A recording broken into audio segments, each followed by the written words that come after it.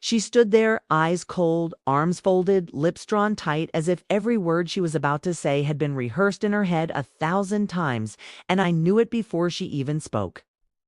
"I was a mistake," she said. "Not just us, not just this, but me, everything about me had been wrong in her world, wrong in her bed, wrong in her future, and I stood there taking it, not because I agreed, but because fighting back would make me look pathetic, and I had already been brought low enough." Her voice carried like glass cracking in winter, sharp, cruel, final, and then she turned and walked away. High heels clicking against the wooden floor like the last nails in a coffin end. That should have been it. The end of a short story that never quite found its plot. The room still smelled like her perfume, like a lie clinging to air, and I was still gathering my thoughts, like broken pieces of glass on a floor, until a softer voice slipped through the door behind me, a whisper almost too quiet to be real. "Wait for me outside," and I turned slowly, not sure if I had heard it right, not sure if I should care, not sure what it meant, until I saw her friend leaning against the hallway wall, hips tilted, eyes locked on mine with something I had never seen in my ex's face. Not love, not pity, but hunger. I waited outside, leaning against the car, my chest tight, not from heartbreak, but from confusion. Because part of me wanted to drive away and pretend none of it ever happened, but another part was awake, fully alive. Lit by the way her friend had looked at me, and I didn't even know her that well. Just glimpses at dinner parties, stolen glances when she thought no one was looking. Polite conversation dripping with tension, and she stepped outside wrapped in a light shawl, her phone still in hand, as if she needed an excuse to leave the house. But when her eyes met mine, I knew this was no accident. She came closer slowly, like a secret unfolding, and she didn't speak right away. She just looked at me, like she saw every crack, every wound, every need I tried to hide, and then she reached up, touched my jaw, softly, so softly. I forgot to breathe and said she doesn't know what she threw away.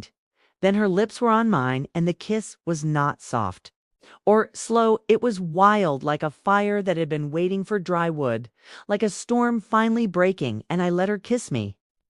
I pulled her closer. I forgot the past. I forgot the reasons. I forgot even my own name when her hands slid under my shirt, when her body pressed against mine, and we stumbled into the back seat. Not caring who saw, not caring what it meant, not caring about right or wrong, because in that moment all I knew was that her touch burned in the best way, and the way she whispered, "mine against my neck," made me believe it. We didn't speak as we drove. She just gave directions, her hand resting on my thigh like it belonged there.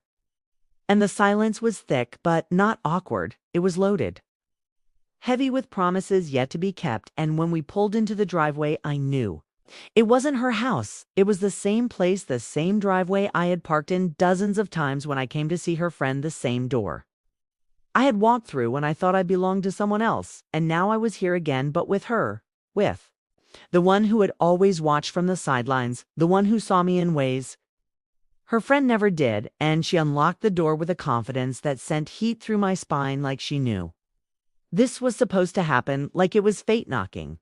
Instead of mesh, led me upstairs, heels off her steps, silent, her hair cascading down her back as she looked over her shoulder with a smile that said everything.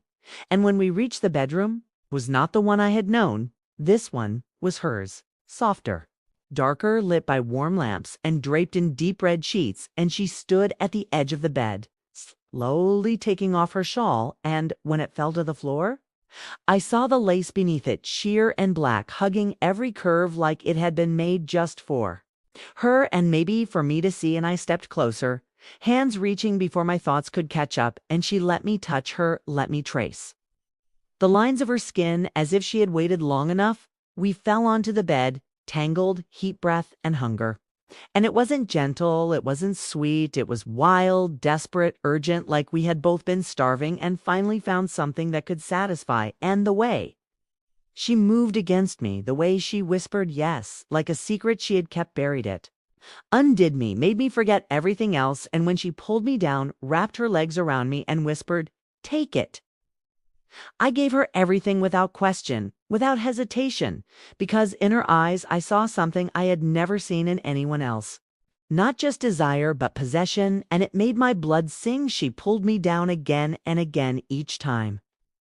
Deeper, each time closer, until the sheets were twisted, the pillows thrown the room. Thick with the scent of what we had become, and in the silence. After her fingers still tracing my chest, she said, "I knew you were never hers.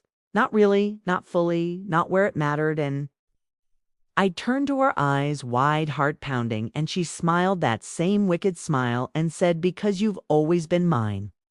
Even when you didn't know a tan that night, the girl who had called me a mistake faded into memory because her friend made me feel like, I had never been anything less than wanted, craved, owned.